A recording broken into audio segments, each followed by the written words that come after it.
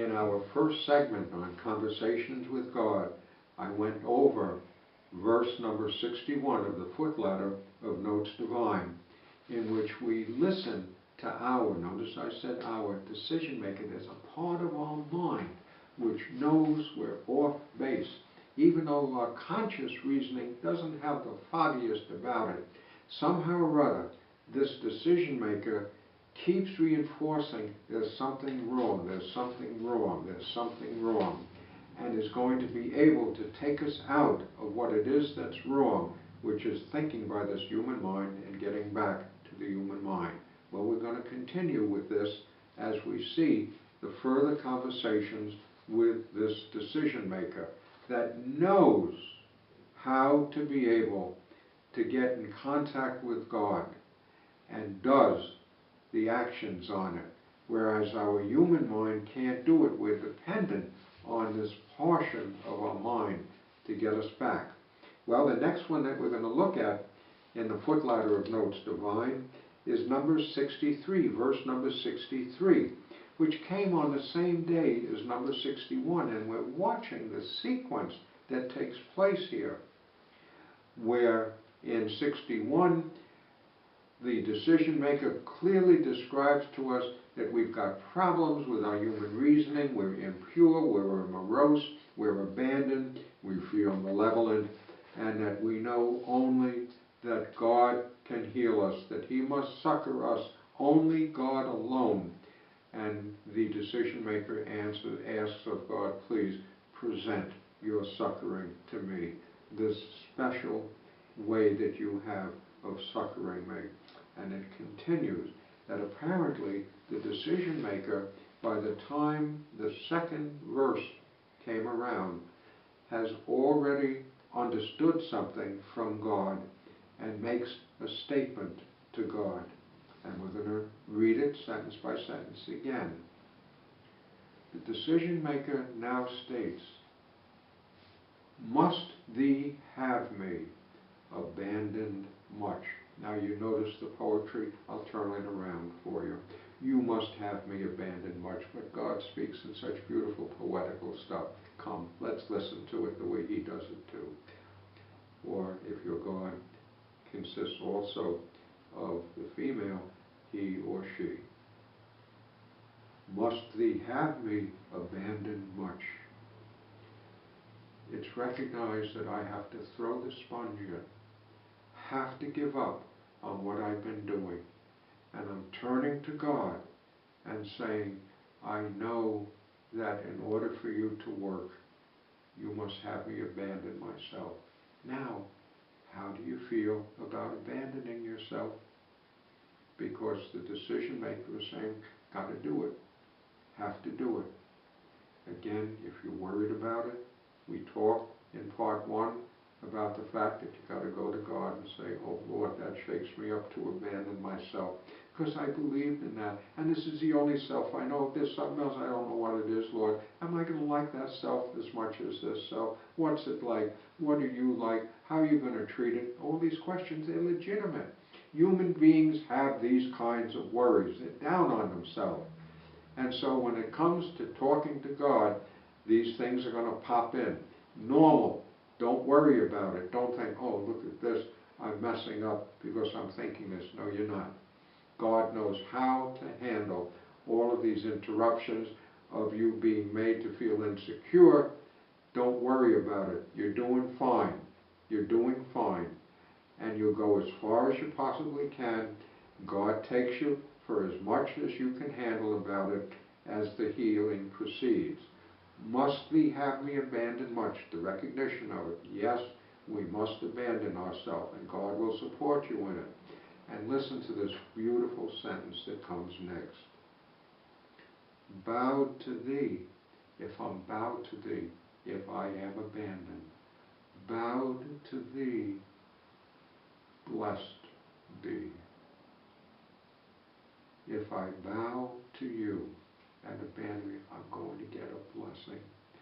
I'm going to get a blessing. There's a portion of yourself that you might not be aware of that's talking this, just like it's talking to me. And if you fall silent and let your decision maker get going with yourself. You might hear the same kind of stuff, different words, but you'll hear that there's a part of you that knows how to proceed to try to get a healing and works you towards it. Bow to thee, blessed be, enshrined in eternity, that the blessing that is coming, what you are walking into, is the ultimate blessings of eternity, of how God made you in the first place, and which is always there and always will be there. You are safe in God's arms in eternity. And God knows how to be able to handle your decision maker for what your decision maker is trying to accomplish. Now, I'm moving on because we're going to have some fun with number 68, verse number 68 in the Footladder of Notes Divine.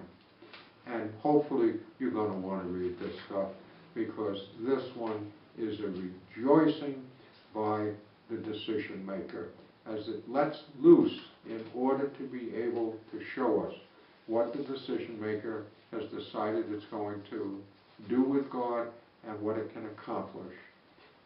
Listen to it. The wording of it is simpler. Put me down to thee, O Lord. You see, the decision has been made. Put me down to thee, O Lord. Put me down to thee. The asking has happened. Lord, I recognize that I had to do this, and now I'm saying, go do it. With your special reasoning, put me down to thee, O Lord. Put me down to thee. And it goes further to describe it. And try to even feel this. Place me low upon the floor. Flatten me out. Lord, stretch me out.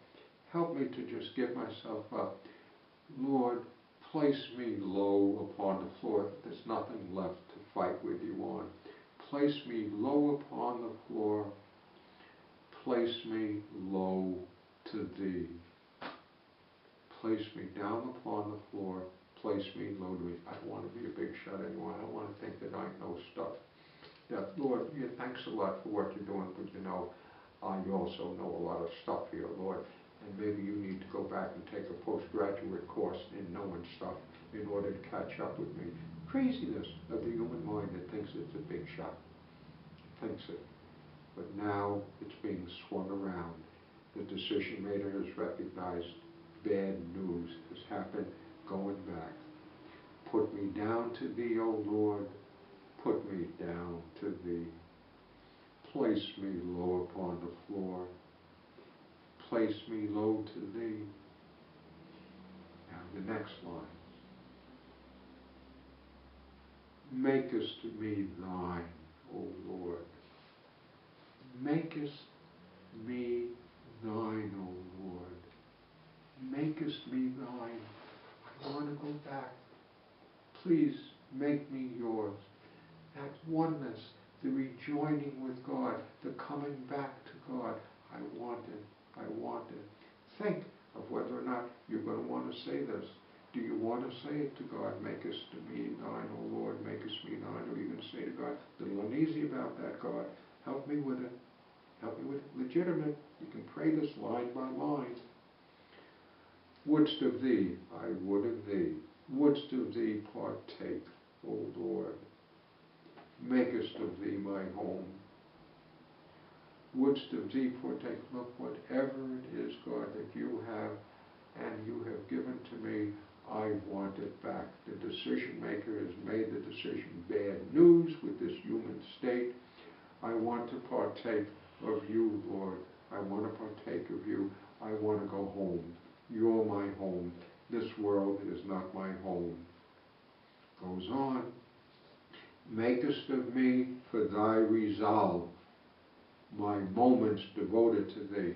To be able to do it even, to resolve to do it, to have the strength. Got to pray it. Have to pray it. Lord, would you help me to resolve, please, to make myself devoted to you, because I know that it's hard for me. You drift all over the place, nothing wrong with it. That's your head playing with you. Nothing wrong. Just go back to God with it as we go along on this. Makest of me thy resolve, my moments devoted to thee, my fickle love, from above cast out, my mind would be for thee.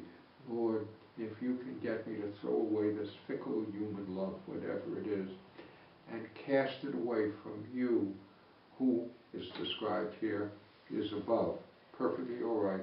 Well, for those of us who know God's inside, perfectly all right. It's a fickle love, and my decision maker has said to God rather, please cast it out so that my mind would be for thee. What would it be like? The decision maker goes on. More reassurance that it wants to say to us. Make of me a pearl, O Lord. Oh boy, this decision maker knows that there is a pearl that can be recovered about ourselves. Human mind doesn't know that.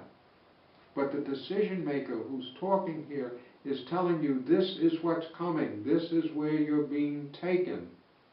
Make of me a pearl, O Lord, bright shining made of thee. Bright shining made of thee goes further. With rippled gleam and even stream, made manifest from pools of these. Where do you find pearls, of course? In the oysters. I hope so, or clams. I don't know which one now it is. I know it's not in the flounder. At any rate, the crucial thing is that listen to the beautiful description. Come on, I'll read it again. Just enjoy this. Make of me a pearl, O Lord, bright shining made of thee. Only God can make us shine. With rippled gleam and even stream, it's flowing out now, made manifest from pools of thee. Oh my gosh. Yes. On we go. Move me nearer, love, to thee. Make me nearer, love, to thee. Nearer move me be. And it winds up with, oh, wouldst you do that, Lord, for me? For me, wouldst that you do? Thy promise kept for me, O Lord, a merge I'd never rue. I will not take it back. I want it, Lord. I want it. I won't rue this, please. And of course, God says, gotcha, you darn tootin'. Where else would I want you? Toodaloo, gang. Take care. Good stuff. Read it over yourself as you see fit. Bye-bye for now.